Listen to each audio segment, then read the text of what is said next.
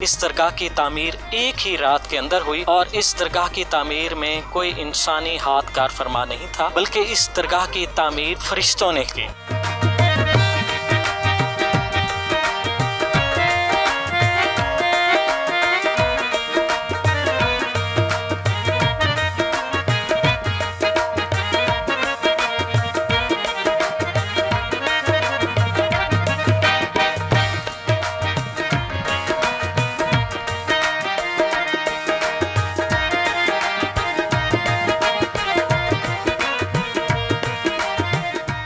السلام علیکم ناظرین، ریل ون کے پروگرام حقیقت کیا ہے کے ساتھ آپ کا میزبان محمد عمران جعفر حاضر خدمت ہے۔ ناظرین، آج ہم ایک انتہائی پراسرار جگہ پر موجود ہیں۔ یہ ایک درگاہ ہے ملتان کے نواحی علاقے میں دریائے چناب کے کنارے، اور اس درگاہ سے متعلق انتہائی پراسرار روایات موسوم ہیں۔ کہا یہ جاتا ہے کہ اس درگاہ کی تعمیر ایک ہی رات کے اندر ہوئی اور اس درگاہ کی تعمیر میں کوئی انسانی ہاتھ کار فرما نہیں تھا، بلکہ اس درگاہ کی تعمیر فرشتوں نے کی۔ اس کے علاوہ چونکہ اس درگاہ کی چھت نہیں ہے، اس کے متعلق بھی ایک کہانی، ایک روایت سننے کو ملی کہ چونکہ فرشتے اس درگاہ کی تعمیر کر رہے تھے، لیکن اس کے بعد صبح کے قریب کسی مقامی خاتون کے جاگنے کی وجہ سے اور اس کی موومنٹ کی وجہ سے فرشتے کام چھوڑ کر چلے گئے، جس کی وجہ سے اس کی چھت کی تعمیر نہ ہو سکی، اور اس کے بعد جب بھی اس درگاہ کی چھت تعمیر کرنے کی کوشش کی گئی تو وہ یہ چھت تعمیر نہ ہو سکی۔ ہم آج اس حقیقت سے پردہ اٹھائیں گے کہ اس میں حقائق کیا ہیں، تاریخی حوالہ جات کیا کہتے ہیں، اور یہاں پر موجود جو اس درگاہ کے نگران ہیں، متولیان ہیں، وہ کیا کہتے ہیں۔ تو آئیے ہمارے ساتھ چلیے۔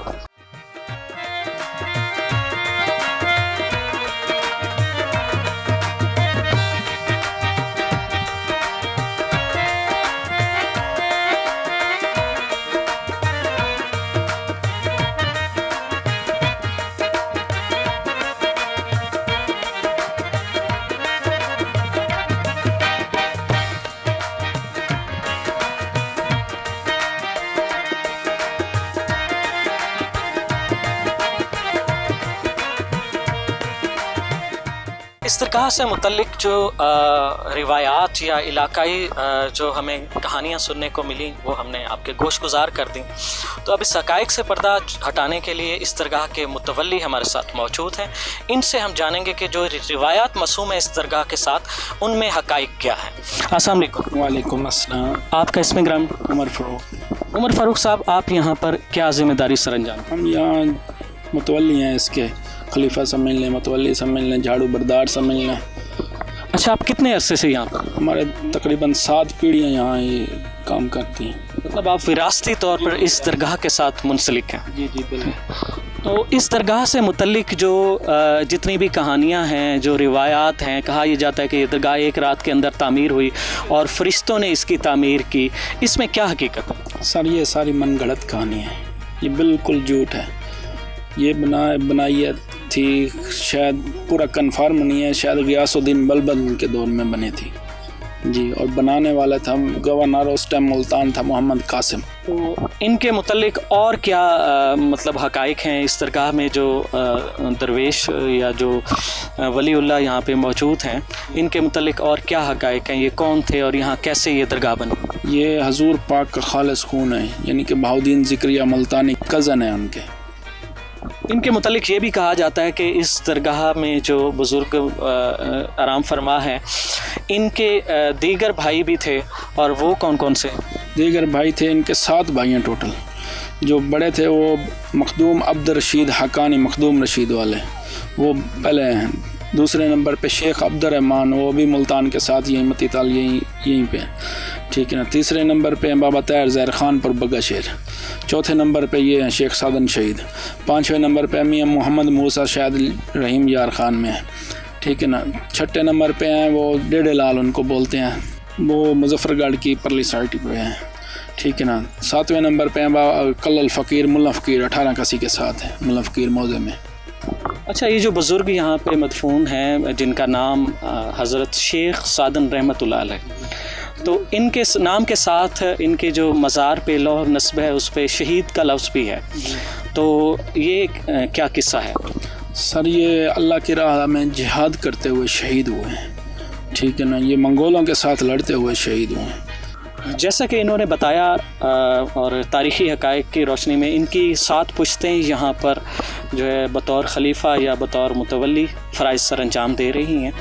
انہوں نے یہ بتایا کہ جو جتنی بھی روایات اس درگاہ سے متعلق ہیں وہ یوں کہہ لیں کہ اندھی عقیدت کا نتیجہ ہے، ایسے ہی روایات بنائی گئی ہیں، لیکن حقائق یہ ہیں کہ یہ ایک ولی اللہ تھے، ایک مجاہد تھے، اور یہ جو ہے منگولوں کے ساتھ لڑائی کے دوران ان کو شہادت ہوئی۔ جیسا کہ آج کل ناظرین بھی دیکھ رہے ہوں گے ارطغرل غازی ڈرامہ، جس میں منگول پوری دنیا پہ قابض ہوئے، اور ان کی درگاہ پہ جو سن درج ہے وہ اس حوالے سے اگر بات کی جائے تو ان کی درگاہ پہ 674 ہجری کا سال درج ہے۔ یہ اس دوران کے اگر تاریخی واقعات کو آپ اس جگہ کے ساتھ جو ہے وہ موسوم کریں تو آپ یقیناً ان حقائق سے پردہ ہٹ جائے گا کہ یہ بزرگ کی اصل حقیقت کیا ہے، لیکن وہ تمام باتیں جو اس بزرگ کے ساتھ موسوم کی گئی ہیں وہ غلط ہیں۔ البتہ یہاں پہ جو متولی ہیں انہوں نے یہ بتایا کہ یہ صاحب کرامت بزرگ ہیں اور آج بھی ان کا ایک زندہ معجزہ موجود ہے۔ وہ معجزہ یہ ہے کہ جو بھی اس علاقے میں یا دوسرے علاقے سے چوری کر کے جب اس علاقے میں داخل ہوتا ہے تو وہ یہاں پر آ کر اندھا ہو جاتا ہے، وہ بینائی سے محروم ہو جاتا ہے۔ اور یہ اللہ تعالیٰ کے بہت پیارے برگزیدہ عبادت گزار بزرگ شیخ سعدند شہید رحمۃ اللہ علیہ کا درگاہ ہے، اور انہوں نے جیسے کہ بتایا کہ سلطان غیاث الدین بلبن کے دور میں اس درگاہ کی تعمیر ہوئی، اور اس وقت کے گورنر ملتان نے اس درگاہ کو تعمیر کیا۔ اس میں کوئی فرشتوں کی تعمیر والی کوئی ایسی بات نہیں ہے، اور نہ ہی کوئی ہوائی مخلوقات کا اس پہ کوئی عمل دخل ہے۔ یہ باقاعدہ اس کی تعمیر کی گئی، اور آج کل بھی اس کی تعمیر کا سلسلہ جاری ہے۔ محکمہ اوقاف کے زیر تمام اور آثار قدیمہ، محکمہ آثار قدیمہ جو ہے وہ اس کی تعمیر نئے سرے سے کروا رہا ہے، کیونکہ یہ ایک تاریخی لحاظ سے بھی ایک انتہائی خوبصورت اور قابل دید عمارت ہے۔ خاص طور پر اس پر جو کیلی گرافی کا کام ہے وہ صدیوں قدیم لیکن ایک بہت ہی خوبصورت کام ہے، اور اس کے لیے ابھی جو ہے 1 کروڑ سے زائد کی گرانٹ دی گئی ہے، جس کے لیے اس کے لیے راستے اور عمارت کی رینویشن اور تعمیر کا سلسلہ جاری ہے۔ تو حقیقت یہ ہے کہ یہ اللہ تعالیٰ کے انتہائی برگزیدہ بزرگ ولی اور شہید ہیں، اور شہید کے متعلق تو کلام پاک میں بھی ہے کہ شہید زندہ ہے مگر ان کی زندگی کا آپ کو شعور نہیں۔ تو اس وجہ سے ان کے عقیدت مند دور دراز سے یہاں پر آتے ہیں، لیکن دیگر جو روایات ہیں وہ فرشتوں والی یا درگاہ کی تعمیر کے حوالے سے وہ ان تمام باتوں کی روشنی میں صرف کہانیاں یا روایات کی حد تک ہی لگتی ہیں۔ تو آج کے پروگرام حقیقت کیا ہے میں اس درگاہ کے حقائق سے، اس درگاہ سے موسوم جتنی بھی باتیں ہیں ان سے ہم نے پردہ ہٹانے کی کوشش کی، اور اس طرح کے ہمارے پروگرامز دیکھنے کے لیے جڑے رہیے ریل 1 کے ساتھ، اور اپنے میزبان محمد عمران جعفر کو دیجیے اجازت۔ اللہ نگہبان۔